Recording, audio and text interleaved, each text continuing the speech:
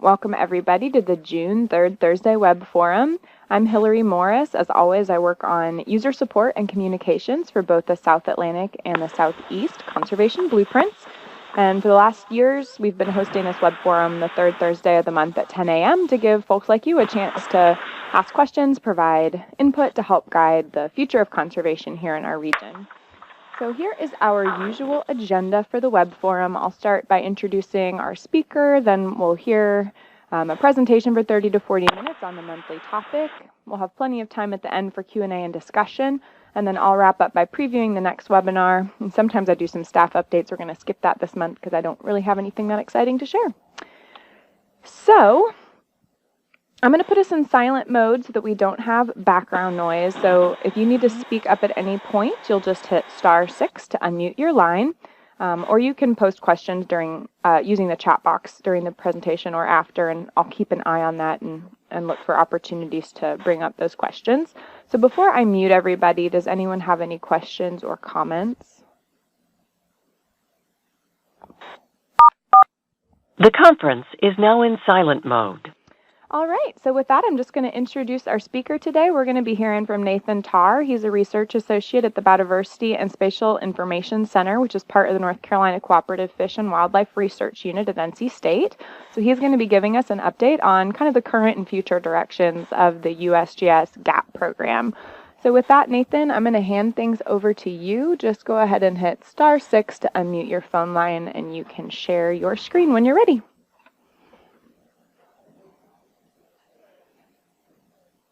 Okay, thanks. I want to start off by thanking Hillary and Louise for asking me to speak today, and also want to acknowledge that we'll be talking a lot about a lot of work that I was involved with, but also several things that a lot of other people have put a lot of time and effort into, and so I just want to go ahead and acknowledge that we'll be talking about the fruits of many people's labor, not my own.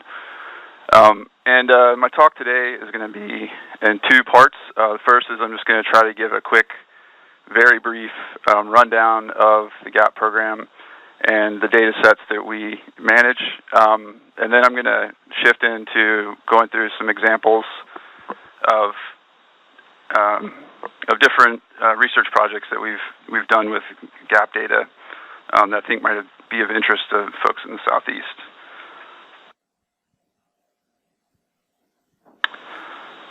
So the USGS Gap Analysis Project may be confusing people. It was formerly called a program, but we recently changed the name to Gap Analysis Project. It's part of the USGS Science Analytics and Synthesis Biogeographic Characterization Branch, and it has a long history that goes back several decades. It started in Hawaii with the idea that we could compare the areas that are protected on the island with the species richness on the island of endemic species or endangered species, and identify gaps in protections.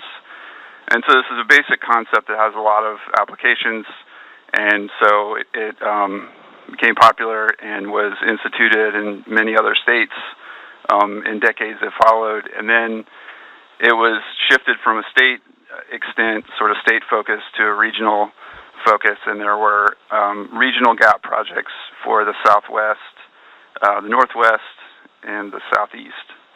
About the time that we were starting to work on a Northeast regional, we actually shifted to a completely national focus. And when I say national, I mean, for the most part, the lower 48 states. So since, I guess for about 10 years now, we've kind of had a national focus, although we do still have data for Alaska and Puerto Rico. And at the point at which it became national, the folks that have been involved in creating the data are from North Carolina State University, University of Idaho, Boise State University, New Mexico State University, as well as some contractors that were hired to do various projects.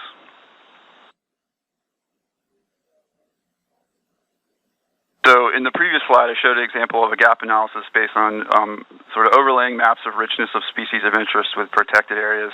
But I also want to point out that this concept has been sort of generalized to just looking at how much habitat is in protection for individual species.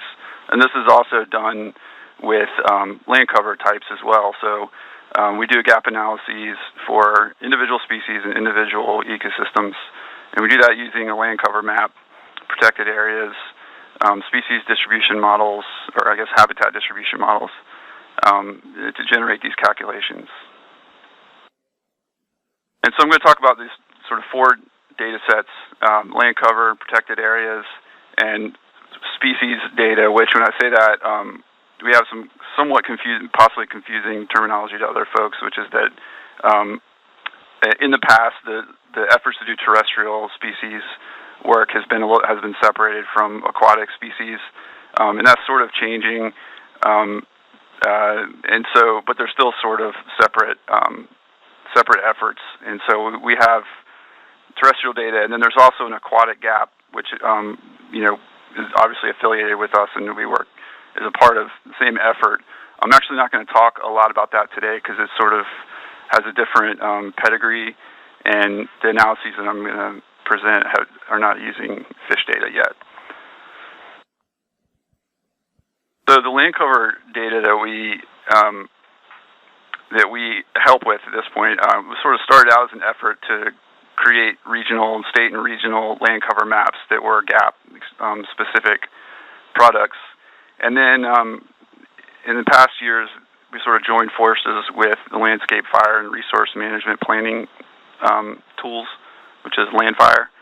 And now our land cover product is a joint product, so it's the GAP Landfire National Terrestrial Ecosystems Map. And this is a seamless map of land cover land use. It has 30-meter resolution. It's for the lower 48 states. And the legend is NatureServe's Ecological Systems Classification, which has a lot of classes, which is one of the big values in this land cover map. There's about 572. And the map is created with Landsat satellite imagery and ancillary data such as elevation, geology, and other things like that. And there was a 2001, CONUS version, and then that was actually updated with data for 2011, or a 2011 version. Actually, and then. Sorry. Yeah, and so I want to point out that one of the benefits, obvious benefits of the land cover data is that the high thematic resolution for such a large extent, where we have 572 different classes. But another benefit is that those classes have been crosswalked to the National Vegetation Classification, and so this makes it possible to scale up the map to more coarse maps in a sort of standard fashion. So, for example, there's a continuum of resolutions available in the USNVC in that classification, and so by linking to that, it enables to take the ecological system map and then scale it up to whatever other level you want to. So, for example, here on the right, the map is the ecological system resolution. And then on the far left is the same map, but scaled up to classes, which there's only 6 instead of 572. And then the middle map is sort of an intermediate layer. So in the future, we're going to continue to collaborate with Landfire. And there's actually a pretty big update to the map going on right now. And this is for 2016, the year 2016. Or for imagery from around 2016, and this is rather than an update, it's actually a remap. So it's sort of new methods and new approaches to improving the methodology for creating the maps. And there's actually these updates are being rolled out in regional with I guess as regions. So Northwest and Southwest are available right now. And we hope the Southeast will be available in the next year. Another important data set that we manage is the USGS Protected Areas database of the U.S. So we should for short call that PAD-US. This is the spatial data set or inventory of protected areas. And the definition of protected area has sort of been broadened over time. It was originally just areas that were relevant to biodiversity conservation, but that definition has been expanded, and the data set has thus been expanded to include lands or information about lands regarding any sort of public type use or cultural, natural type uses. And these are terrestrial and marine areas in the data set. And this is actually, I think an update is currently available. So there was a version 1.0, and there's been a lot of work going on a version 2.0, and I think there's yet to be a formal announcement, but I believe that data is available from the PAD-US website. So if you haven't looked at this in a while, if you're aware of it, you might want to go check in and see where they are. I know they've made some important improvements to the data. Here's just a sort of standard view of part of the data, I guess, part of the information in the database, which is the management of lands throughout the lower 48. And you can kind of see that on the left in the western areas, the green is Forest Service, and the sort of tan color is BLM managed lands. And so the sort of big land managers stand out from this view. But if you zoom in, there are lots of other little ones that are included in the data as well. So it's a really rich data set. So as I mentioned before, we have sort of two types of species data that we manage and create. And one is the aquatic gap. And like I said, I'm not really going to get into that today just because I'm probably not the best person to talk about it. And it's the analyses that I'm going to present later don't really draw on that yet. But the data is there, and it's worth taking a look at if that's something that's in your domain of interest. And they've created about 150 species distribution models for fish habitat assessments. So I'm going to talk mostly today about terrestrial species data. And for that, we've created range and habitat data for 1,519 vertebrate species. And there's a few select subspecies that we modeled in addition to that. But those subspecies are actually subsets of the species data, so they're included in that 1519 number. And so now I'll just go through and sort of talk in detail a little bit about what that data is. So the gap range data is we call known range maps, and this is sort of data that should depict where species are known to occur at a coarse resolution, and they're supposed to create polygons bounding the areas where a species could occur. So here's an example for the northern flying squirrel. And you can see that when an area is delineated as range, it's solid within that area. So there's no unsuitable areas removed from it at this point, or in this data set. The range data is actually stored in sort of a spatial format. It's in a database of 12-digit HUCs. And so on the right here, I have a figure showing what the HUCs look like, sort of the size of 12-digit HUCs. Just to give you an example, it's the sort of bluish squiggly lines overlaid on this map of the triangle. But the fact that they're stored in a relational database, it sort of makes it easier for us to manage and quicker to work with. We can do queries aspatially related to, I guess, sort of figuring out what species are in certain areas without having to do the sort of computationally intensive spatial overlays that we might have to do otherwise.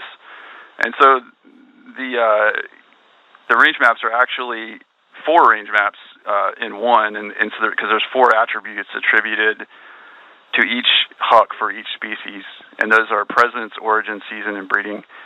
Breeding is, there's a breeder there or not. Season is summer, winter, or both, which we call year-round. And then origin is sort of, is it native or is it introduced? And present is it known to be present there, or is it believed to be present? There's different gradients of those values.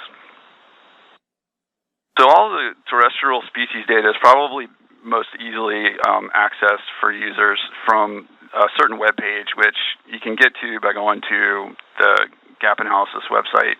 and then looking for species data, and then there's a download data link, and when you click that, you'll see an option for download species range and predicted habitat data. And it'll take you to the page that looks like the one on this slide.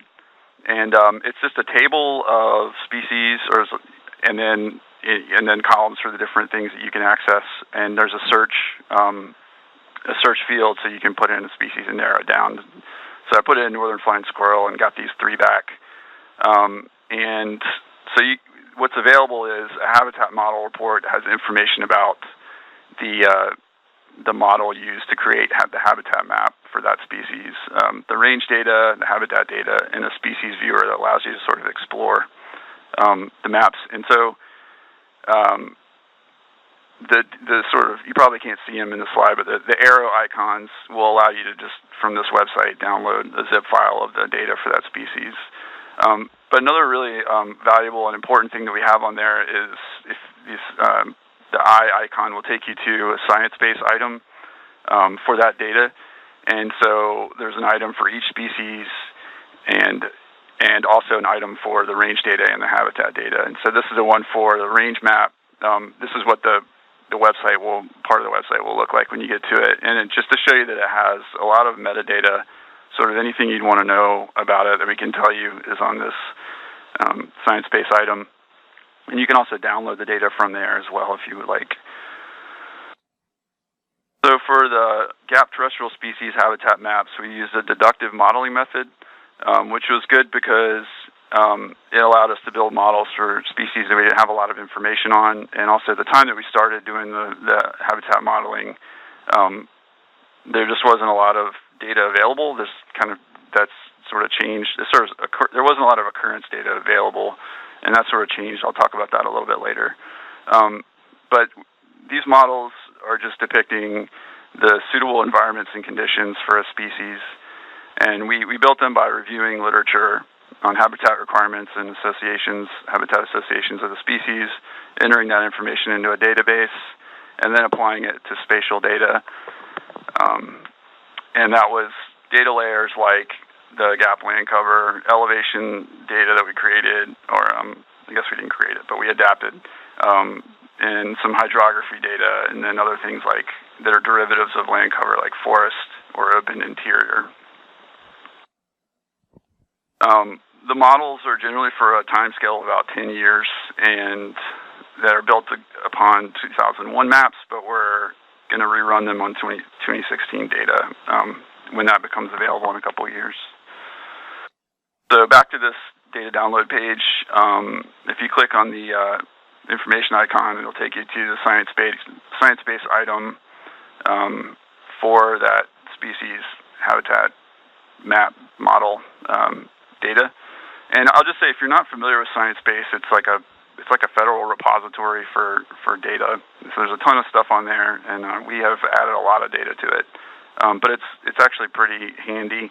One of the features that might be of interest to some people is that you can actually access the metadata and the files that are in a Sciencebase item through code. So you can write Python or R code that will download that data automatically for you, and then you can do things to it. So we actually put a JSON version of each habitat model for download. So you could conceivably write code that would download this JSON, and in the JSON it has all of the model information in it that we use to run the model.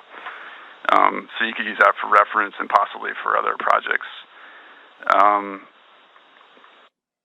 Trying to think if there's anything else to say about that, but there's a lot there, so I would encourage people to poke around and see what's available.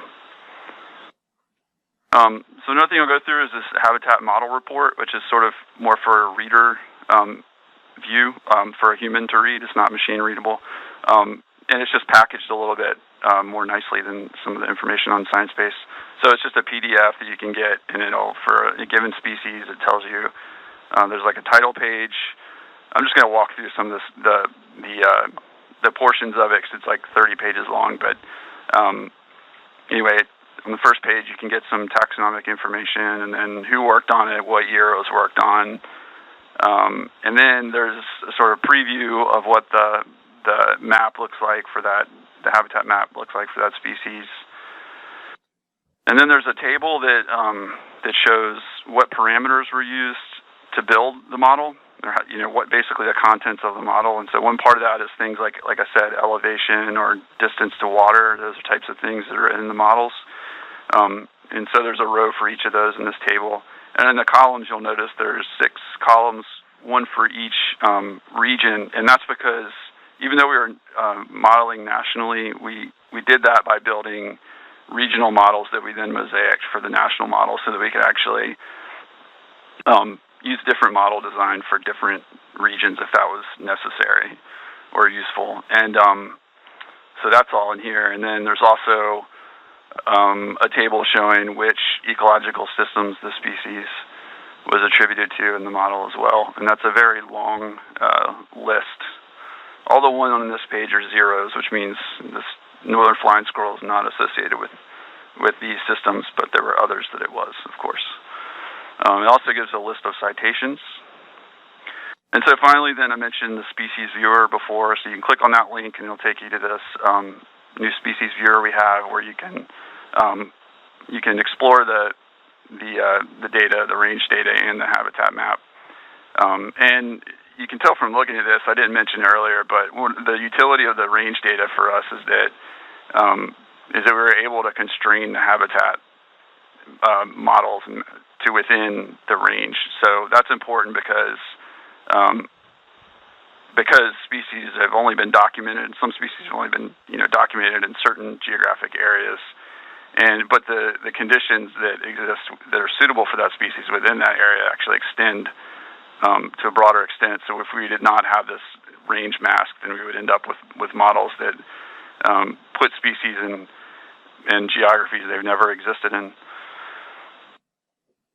So in the future, like I mentioned earlier, we're going to apply the models to the 2016 Gap landfire data when that becomes available. Hopefully start that next year. Working on methods for model evaluation and updates to habitat models. It's sort of an iterative process. And finally, I'm going to talk a little bit about this next one, but we're trying to use species occurrence data that's widely available to update the range maps.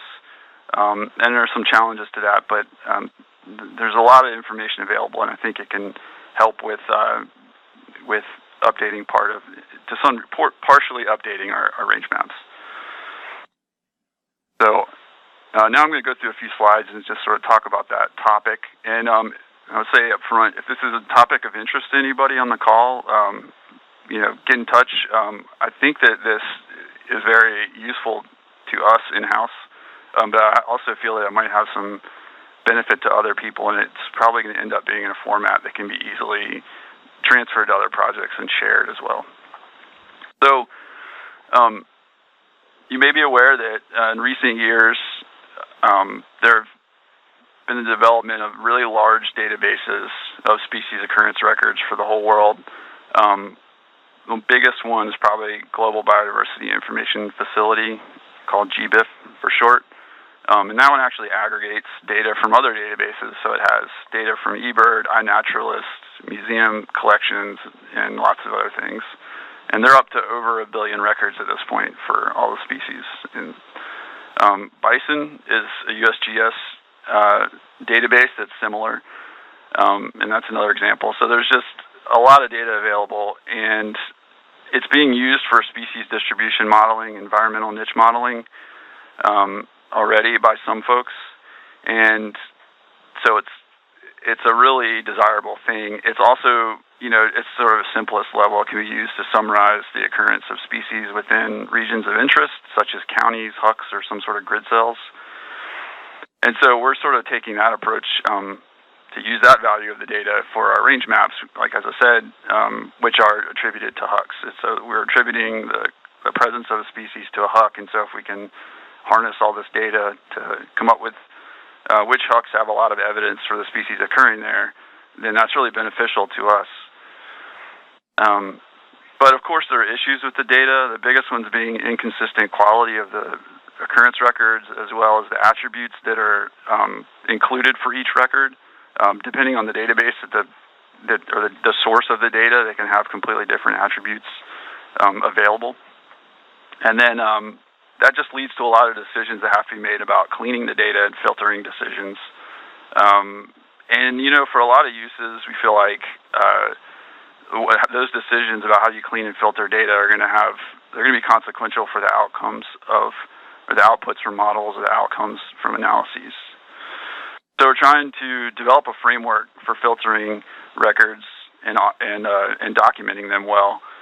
And sort of one of the big things is that since we're dealing with 1,590 species, we need that to be automated. So we're trying to make it as automated as possible. And that's sort of possible in this day and age because of the way that these databases have been built. You can download the data through code, and then you can do things to the records once you get it.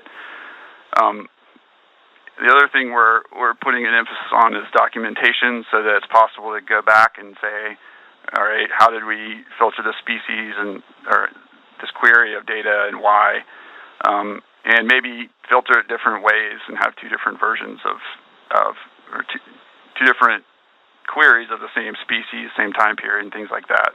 And so for that, right now we're using SQLite databases of occurrence records as the sort of output, because that allows us to store a lot of information with the records. And then we're also creating a report of the filters that were employed and the attributes of records that came back, and sort of what the attributes were before and after filters are applied. And those are species by filter parameter by data specific. And so that's just part of our effort to be able to go back and quickly look at what decisions were made. And we also wanted the format to be versatile so that we could use it, but also that other people could maybe adapt this to their own uses. So this is all adding up to be the framework that we're trying to develop, that we sort of have a prototype of, to handle all this data in a way that's sort of suitable for us and our purposes. So the general way it works is just that we have Python code, and probably in the future is going to include some R code. It pulls in data from GBIF and other databases that we connected to, and then we might actually go outside of GBIF to get eBird data eventually. It also pulls in information that we enter in manually into a filter parameter database, and then it produces two main things. One being the SQLite database of occurrence records, and importantly that database, those types of database can be mapped easily in a GIS. So you can just draw up a layer once it's in there, kind of like you would a shapefile. And then also we produce a report that is, like I said, just a summary of sort of decisions that were made and the results that came back for a given query. And that's sort of helpful in an iterative fashion because you can sort of build how you want to parameterize the filtering based on, iteratively running it and then seeing what you get and saying, okay, well, I got this issue that came back and I need to omit that, so I'm going to change the filter parameter database, and then sort of develop the data set that you want. So in the filter parameter database, there's two main types of information that are important. And one is species concepts, and this may not be real obvious to people, but generally organizations don't completely agree about the concepts behind scientific names. And so we built it so that you can have more than one species concept per scientific name. And when possible, we crosswalk those to GAP, IDIS, Fish and Wildlife Service, and anyone else we might want to. And these can also be spatially explicit. So if it's sort of like there's an interest in a species, but only in a certain part of its range, and that's sort of implied in the concept that an organization is using, then we could actually put that in the database, and then only return records that are within that area. And then we can also set species-specific defaults for the processing if we want to. For example, we have a field for a maximum detection distance for a species, and that could vary with species, so there's a field in there for that. And then the other thing is just the records of the collections of parameters for filtering, and those include things like years, latitude and longitude, continent, and issues to omit when downloading the data. And those issues might include geospatial issues, sampling protocols, or bases of records. Those are three things that are sort of prominent in the GBIF data. So to give you an example, we looked at Yellowbilled cuckoo and set some parameters. We're going to get data from GBIF. We're only going to get records that are within the latitude and longitude of CONUS from 2017, 2018. We only want records that have geographic coordinates, and we'll allow any issue that they flagged. And if there's no coordinate uncertainty, then we're going to assume a 500-meter coordinate uncertainty. And each of those decisions can be justified in the database. And so we did that. The result that we got back was a collection of 1,200 out of 124,000 plus records, and nearly all the records were from April and May. And there were, a few issues that came back, including invalid geodetic datum. So, like I was saying, if we're doing this iteratively, then we might reconfigure the query and omit that geodetic datum invalid issue. And got various bases of records, including machine observation and preserved specimens, and also ended up getting 90 duplicates that we would have to deal with. And so the code just spits out, among other things, this is one of the things that's in the report, which I'm not going through the report because it's just, there's a lot of information there. It would take me forever. Anyway, this maps the points that came back, and they're buffered based on coordinate uncertainty and what the maximum detection distance might be for a yellow-billed cuckoo sighting.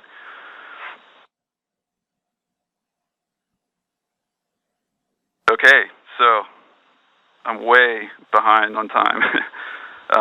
So I'm gonna maybe not make it through all these, which I was sort of prepared for, but I'm just gonna try to go through a few research projects that we have completed and a couple that are draft for the gap data. So the first one is just the traditional gap analysis that I mentioned earlier, and I'm just going to say that we have a national biogeographic map that you can find at this address, and that in those gap analyses, so estimates of protection for each species and ecological system are actually found on this map, and you can explore that in a lot of different ways. And they're included as analysis packages, which are our term for just different ways to analyze and slice the data, and those are presented through this map, which is going to be developed more in the future. So this next example is actually probably going to end up as an analysis package, and I think it's a good example of just sort of the most basic way to explore the gap data in a meaningful way. And so it's essentially looking at a region of interest and then overlaying that with the data layers to make to get an assessment of some question. And so for the one we're looking at is, for this example, is specifically wildlife in southeast woody wetlands. And this was because we're aware that there's some unique woody wetland systems in the southeast, and they're going to face some threats in the future from things like precipitation change from climate change, or saltwater intrusion, urbanization, things like that. So we wanted to explore, well, how valuable are these to wildlife according to the gap data? And so we asked two questions, one of which is, how does species richness on southeast wetlands compare to the southeast and CONUS? And which species have the largest proportion of CONUS habitat in these wetlands? And also, where are the richness hotspots for those species? So what we did was just come up with a list of woody wetlands that we mapped, and those included things like floodplain forests, precosins, and flatwoods. And then we did a simple overlay of the wetlands and each species habitat within CONUS, and also overlays of species richness in the wetland maps. And for the species richness, we just summed all of the habitat maps. So here's a map according to the 2001 gap land cover of where these systems were. And these figures show the relative richness on wetlands versus the southeast and CONUS. And so in the left column is probably the most intuitive one, is just the mean richness of pixels that, because this was done at 30-meter resolution, so the mean richness of pixels that were in wetlands compared to the region and the nation. And you can see that for all taxa, amphibians, and reptiles, the richness is higher in these wetlands than in the region and the nation. And since I don't have a lot of time, I'll skip the ones on the right. Basically, those are just frequency distribution of cells in the different types or different areas. So another important thing we can do is to summarize the sort of amount of habitat each species has in the wetlands, which in this analysis is the sort of region of interest that we have. And so we can create box and whisker plot showing sort of the distribution of percent of habitat that's in the southeast woody wetland for species during summer and winter. And then we could say, all right, well, which ones are up at the top? Which ones have the largest percentage of their habitat in a woody wetland? And then we can get a species list with an estimate. So this is for sort of anything over 80%. And then we could take that and map the richness of those. And so this is actually for species with greater than 50% of their habitat in wetlands. So it's showing the richness of those species. So the next steps would be to explore the protection of species-rich areas and the individual species. It'd also be important to look at that list and sort of assess which threats would actually affect the species, because just because there's an overlay doesn't mean that it would necessarily, that a threat is actually a threat. A threat to the system is a threat to the species. And then we're going to move this to the National Biogeographic Map, and kind of waiting to get the 2016 data to really move forward with this. So next, I'll talk about a sort of different use of the data, which is, if you think about it, we have essentially a model of where all the habitat is for all terrestrial wildlife species in the lower 48, and that can be useful for methods development for conservation assessments. So we actually did a study a few years ago looking at the scale sensitivities involved in gap analyses, and that was published in Diversity and Distributions last year. And so the key question for that was, how consequential is spatial resolution of underlying data in broad-scale analyses? Typically, with broad extents in analyses, you would use coarse-scale data, and we wanted to see how important or how beneficial it is to actually use fine resolution data for a broad extent, which is very inconvenient, but we were curious about, the benefits of that. And I think this is an important question because it can help us reflect on how we should weigh data resolution when making decisions about the methods that we're using for assessments, and also in allocating resources to creating data layers. And another question we were interested in was, define resolution data consistently over or under predict hotspot protection estimates. Because if there's a general pattern, then it'd be good to know, well, we're using coarse data, but we know that if we move to finer data, we're going to tend to get a lower estimate of protection than we do with coarse data or something like that. It was we might be able to have some sort of know our bearings a little bit, even when we don't have the finer resolution data available. So what we did was create 3 sets of species richness maps based on the GAP terrestrial species data. And the first one was a range-derived richness map, which we just added all of the richness or all of the ranges together.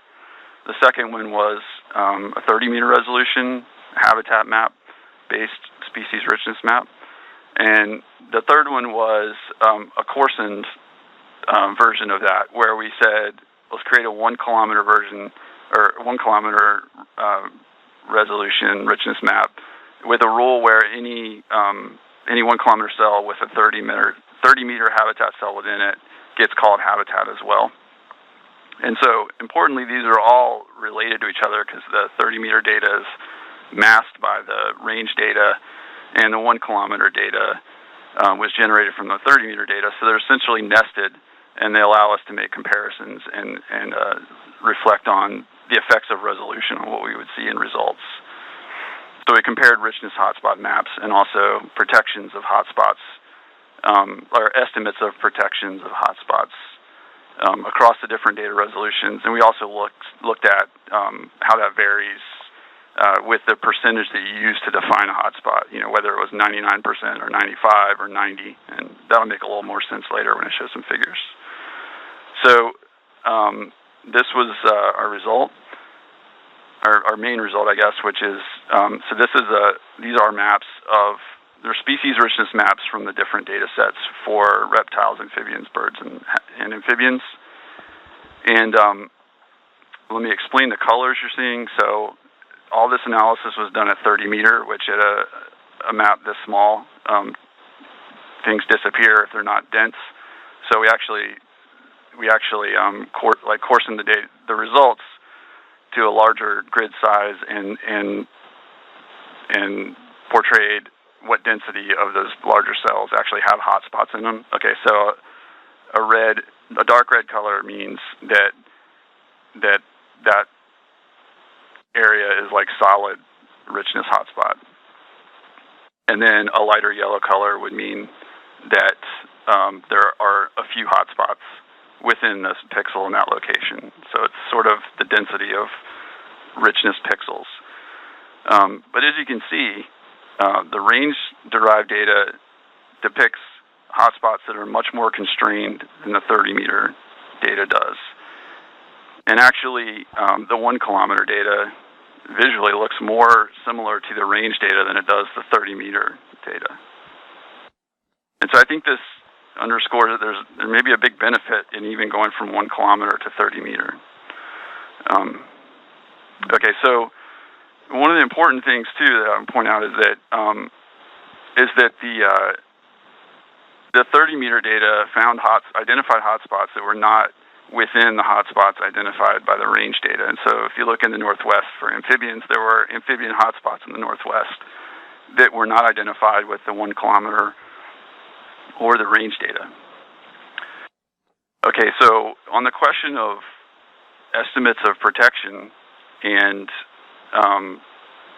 how they vary with resolution and choice and percentile used to identify a hotspot, the relationships are really kind of unpredictable and wild. So I don't think you can really know how your estimate of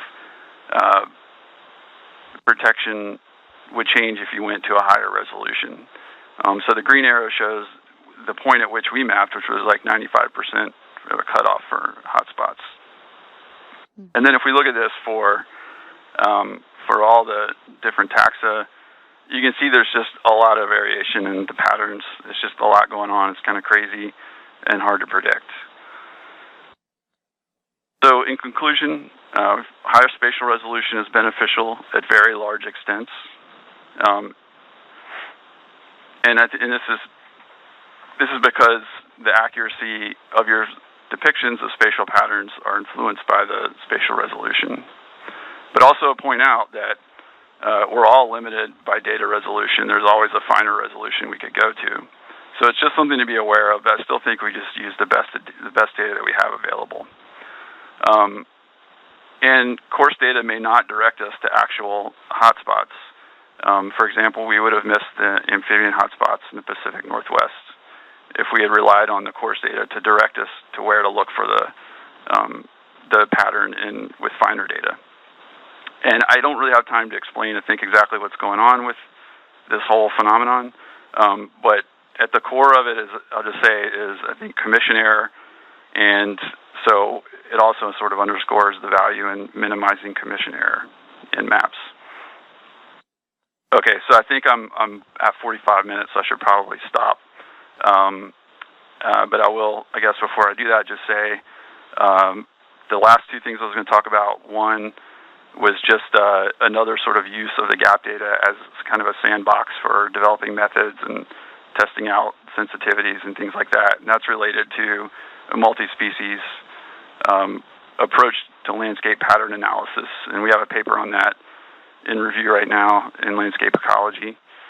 And finally, if you're interested in wood pellet studies, we published one last year in GCB Bioenergy that was looking at how European demand for wood pellets in the southeast might affect biodiversity in the southeast via looking at landscape change. And I'm going to skip through these to the end. So just want to acknowledge again that there are a lot of people that that worked hard on some of the things I'm talking about today. And this is a pretty much complete list. I might have missed a couple people. And I'll just throw these contacts up in case you have any questions. Feel free to get in touch if you want to know more about anything. And if you have questions about specific data products, you can contact the folks on the left. Awesome. Thanks, Nate. That's a fabulous presentation. We probably have 8 minutes or so for questions. So if anyone has a question about what Nate presented, or if you wanted particularly more detail on that landscape pattern thing that you kind of teased, or the bioenergy analysis, we might have time to get into more of that if someone's particularly curious about those topics. So we are in talk mode, so just manage mute with your phone and feel free to speak up if you have a question for Nathan. Hi, Nate. Can you hear me? Yeah. Hey, Nate. This is Lucas Fireman with the Longleaf Alliance. I had a quick question related to fire regime, kind of fire occurrence within GAP models. And as far as some of these terrestrial species models, you're talking about how and if fire regime is incorporated into those models. Yeah, that's a good question. It's not incorporated insofar, well, I guess unless those fire regimes would result in a change in the land cover classification of an area. So that brings up a good point about sort of the resolution at which we're modeling. And so I guess the assumption is that we're modeling a coarse, I guess thematically sort of at a coarse enough level that we would assume those sorts of processes would occur within the areas that we're mapping as habitat. So we would be, but if there are fires occurring that are changing how an area be classified according to land fire and GAP at this ecological system level, then that might show up over time in terms of something being suitable or not suitable. That makes sense. Thank you. And I was thinking, primarily in reference to kind of condition or habitat context based upon known fire currents and pyrogenic ecosystems, and just that's kind of specific to or more specific to certain species. But I was just curious as far as what might be pulled into that model. And I know that it would be great to incorporate that information, and that you could build a better model for a lot of species. Well, a much better model by incorporating that at a sort of finer scale. Right. Yeah, so it's definitely an important thing, and that might be the most important thing to map for some species, as far from what I've heard. Yeah, maybe we'll get there one day. Fantastic, thank you. Any other questions for Nate? All right, well, not hearing any, what I'm going to propose we do is just wrap up with a preview of next month's web forum, for those of you that are still hanging in there. And then I will pause again for questions at the end if something occurs to you. So next month, we're going to be hearing from Katie Warnell, who's a policy associate in the Ecosystem Services program at the Nicholas Institute for Environmental Policy Solutions at Duke University. So this web forum is going to be on July 18th, same time, same connection information as today. So Katie's going to be introducing the Nicholas Institute's work on ecosystem services mapping and talk a little bit about how those mapping products can be used to enhance conservation work in our region. So some of the ecosystem services that the Nicholas Institute is working on mapping include wild pollination, water purification, recreational birding, and access to open space for recreation. And those data sets are going to be published this summer and actually put on Sciencebase, which Nate talked a little bit about today. In particular, our work with the South Atlantic Blueprint, we're looking to use some of that access to open space information in an update to our Urban Open Space Index for the update to the South Atlantic Blueprint that we're going to be working on soon. So we're really interested in this talk and hope some of y'all will be intrigued as well and tune in. And then this is the slide I always end on, how to get more involved in the Blueprint. If you're interested, please join the South Atlantic LCC web community. That'll get you signed up for a monthly newsletter and a monthly reminder email about this web forum. Of course, you can always reach out to your Blueprint staff. That's me and Amy and Rua and Mallory and Janet and the crew here in Raleigh, or other members of your cooperative. And then we always encourage you to explore the Conservation Blueprint online, and of course let us know if we can help you use it in your proposals or to inform your decision making. So with that, I will pause for questions, either for me or for Nathan if anything else has come up. All right, well I guess we'll end a little early today. Thank you so much, Nathan. That was a great talk, really interesting stuff. So appreciate you doing this, and we'll hopefully talk to a lot of you in July.